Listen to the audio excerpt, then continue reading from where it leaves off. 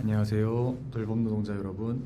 저는 민주노총 서비스연맹 전국 돌봄 서비스 노동조합에서 정책국장으로 일하고 있고, 아울러 노무법인 돌꽃에서 공인노무사로 일하고 있는 황재인이라고 합니다. 반갑습니다.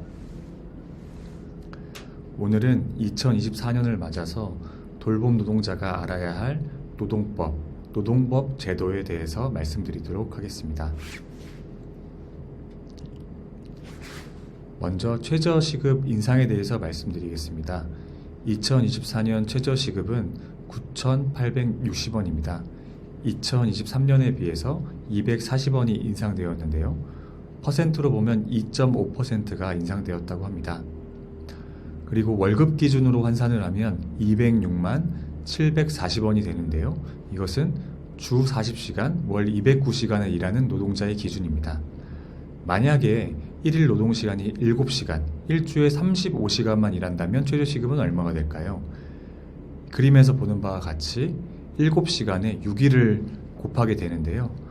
6일을 곱하는 이유는 근무일 5일에 주휴일 1일을 포함해야 하기 때문입니다.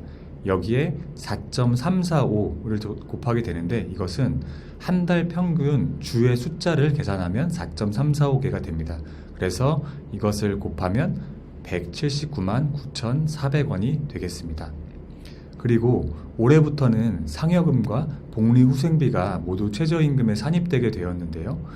예를 들어서 기본급을 180만원 받고 상여금을 20만원, 식대를 10만원 받는 경우에 총 210만원이 되므로, 이런 경우에도 기본급이 180만원 밖에 안 됨에도 불구하고 최저임금 위반이 아니게 됩니다.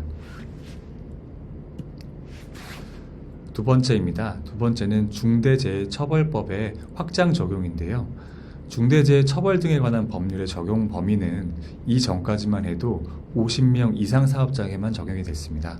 그런데 2024년 1월 27일부터 상시근로자 5명 이상 50인 미만 사업장까지도 중대재해처벌 등에 관한 법률이 적용되게 되었습니다. 그에 따라 중대재해가 발생하게 되면 사업장의 사업주, 그리고 도급 사업장과 같은 위탁 사업주도 포함해서, 그리고 경영 책임자까지 그 회사와 별도로, 그 법인과 별도로 징역 또는 벌금형에 처해 줄 수 있다는 것, 여러분들 기억해 주시면 감사하겠습니다. 다음은 산업안전보건교육 주기 완화입니다.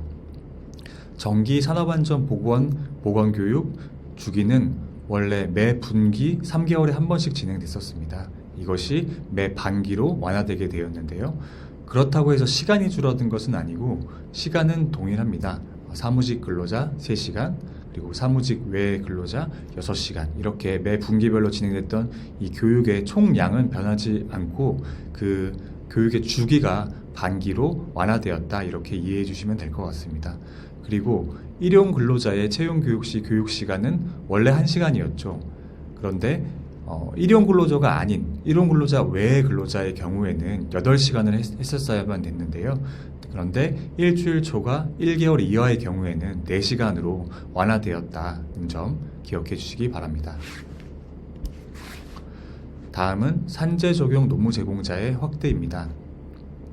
근로기준법상 근로자가 아니더라도 고용 산재보험 가입이 가능한 특수고용 노동자들의 범위가 지속적으로 넓어지는 추세입니다. 올해에는 방과 후 학교 강사, 어린이 통학버스 운전사 등이 추가로 적용되게 되었는데요. 여기 우리 돌봄 노동자들, 어린이집, 유치원, 초중고에서 방과 후 학교로 일하시는 분들 많이 계시죠? 이런 분들도 산재보험에 의무적으로 가입되어야 합니다. 그렇지만 국민연금과 건강보험의 경우에는 지역 가입자로 처리되겠죠. 그리고 이 산재 적용은 본인이 적용제에 신청을 하지 않는 한 해당 사업주가 이 산재보험을 가입하지 않더라도 적용된다는 점 꼭 기억해 주세요. 다음은 부모 공동 육아휴직급여 확대입니다. 기존에는 3+3 부모 육아휴직제가 시행되고 있었습니다. 이것이 6+6 부모 육아휴직제로 확대 적용됩니다. 자녀 생후 18개월 내 부모 모두 육아휴직을 사용할 경우 부모 각각의 첫 6개월에 대한 육아휴직급여를 최대 월 450만원까지 지원하게 됩니다. 단 2024년 1월 1일 이후 출생자만 해당되게 되는데요. 참고로 기본 육아휴직급여는 월 상한 150만 원, 월 하한 70만 원입니다. 그러니까 올해 하반기부터는 육아휴직 기간도 1년에서 1년 6개월로 연장될 전망이라고 합니다. 다음은 고령자 조기 재취업 수당 기준 완화입니다. 고령자의 조기 재취업을 장려하기 위해서 65세 이상인 사람에 대해서는 재취직하거나 사업을 시작한 날로부터 조기 재취업 수당 청구서를 제출할 수 있도록 이렇게 지급 기준을 완화하였습니다. 단 6개월 이상 취업되어야 합니다. 원래는 65세 이상 여부와 관계없이 모든 근로자가 조기 재취업을 하게 되면 12개월 이후에 이 수당 청구서를 제출하도록 되어 있었는데요. 이것이 완화된 것이라고 이해해 주시면 되겠습니다. 다음은 돌봄 서비스 특화 훈련제도 도입입니다.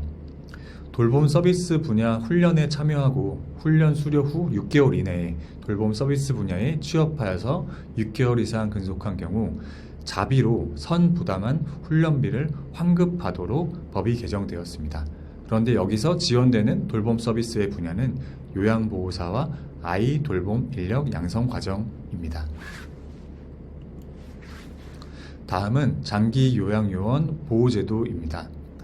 노인 장기요양법 상의 장기요양기관의 장은 장기요양요원이 수급자, 가족 등에게 폭언, 폭행 등을 당하게 되는 경우 업무 전환 등의 적절한 조치를 해야 합니다. 이 법은 2018년도부터 시행되었습니다.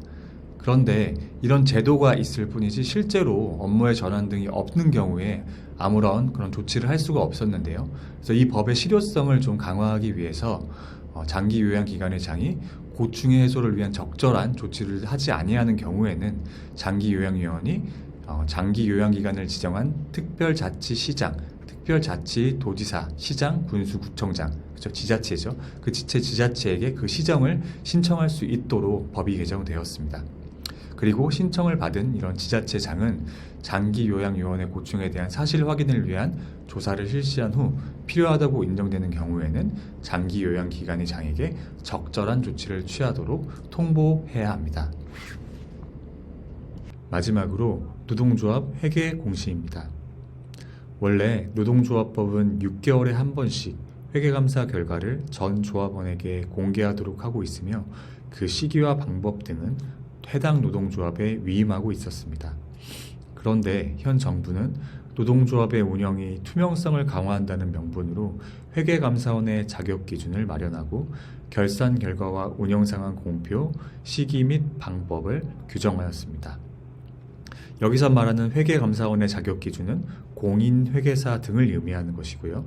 그리고 운영 상황에 대한 공표 시기 및 방법은 회계년도 종료 후 2개월 이내로 규정되었습니다. 나아가 고용노동부의 회계공시 시스템을 운영하고 회계공시 시스템을 통해서 노동조합의 결산 결과를 공표하도록 하였는데요. 이 회계공시 시스템을 통해 회계결산 결과를 공표한 노동조합에 대해서만 세액공제 혜택을 부여하도록 개정하였습니다. 이상으로 돌봄 노동자가 알아야 할 2024년 노동법 제도 변화에 대한 교육을 마치도록 하겠습니다. 저희 돌봄 서비스 노동조합은 돌봄의 국가 책임 강화, 돌봄 노동자 처우 개선을 위해 오늘도 열심히 뛰고 있습니다. 130만 노동자들의 대표 노동조합, 전국 돌봄 서비스 노동조합과 함께해 주세요. 아울러 돌봄 노동자 TV 구독과 좋아요 많이 부탁드리겠습니다. 감사합니다.